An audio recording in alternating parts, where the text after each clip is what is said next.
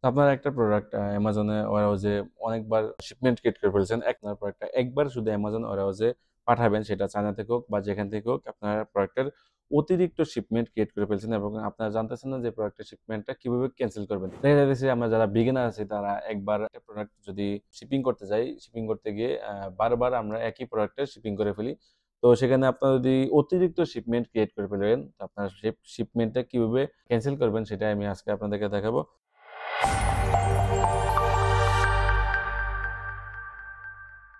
আসসালামু আলাইকুম। আমি মোহাম্মদ হাসিব হোসেন, স্কিল ওরা থেকে। আজকে আমি আপনাদেরকে দেখাবো আপনারা Amazon FBA শিপমেন্ট কিভাবে ক্যানসেল করবেন, যেটা অতিরিক্ত আপনারা করে থাকেন। তো আমরা সরাসরি চলে যাবো আমাদের Amazon ড্যাশবোর্ডে। সেলার সেন্টার অ্যাকাউন্টে ড্যাশবোর্ডে আসার পর আমরা এখানে আ চলে যাবো বাম সাইডে ক্যাটালগ, ম্যানেজ FBA শিপমেন্টে। ম্যানেজ FBA শিপমেন্ট আসার পর আপনি এখানে দেখতে পারবেন যে আপনার Amazon এর কতগুলো শিপমেন্ট আপনি ক্রিয়েট করেছেন। আপনি যে শিপমেন্টটা ক্যানসেল করতে চাচ্ছেন, তো সেই শিপমেন্টের উপরে ক্লিক করে দিবেন। তো আমরা চাচ্ছি যে আমাদের আ এই শিপমেন্টটা ক্যানসেল করতে। তো আমরা এরপর শিপমেন্টের উপরে ক্লিক করে দিব।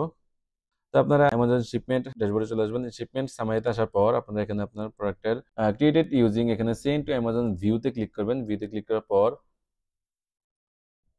আপনার যে প্রোডাক্টটা শিপিং ক্রিয়েট করছেন অতিরিক্ত শিপমেন্ট, তো আপনার এখানে সম্পূর্ণ ডিটেইলস দেখতে পারবেন। তো আপনার এখানে নিচে স্ক্রল করে নিচে চলে আসবেন। স্ক্রল করে নিচে আসার পর আপনি এখানে দেখতে পাচ্ছেন যে ক্যানসেল শিপমেন্ট। এই ক্যানসেল শিপমেন্টে ক্লিক করার পর আপনার যে অতিরিক্ত শিপমেন্ট আপনি ক্রিয়েট করে ফেলেছেন সেটা এখান থেকে ডিলিট করতে পারবেন খুব সহজেই।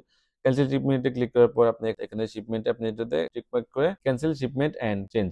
আপনি এখানে ক্লিক করে দিবেন। আপনার শিপমেন্টটা অতিরিক্ত শিপমেন্ট যেটা আপনি ক্রিয়েট করেছেন সেটা এখান থেকে ক্যানসেল হয়ে যাবে। তো আজকে ভিডিওটা এই পর্যন্ত। সবাই ভালো থাকবেন, সুস্থ থাকবেন। আসসালামু আলাইকুম।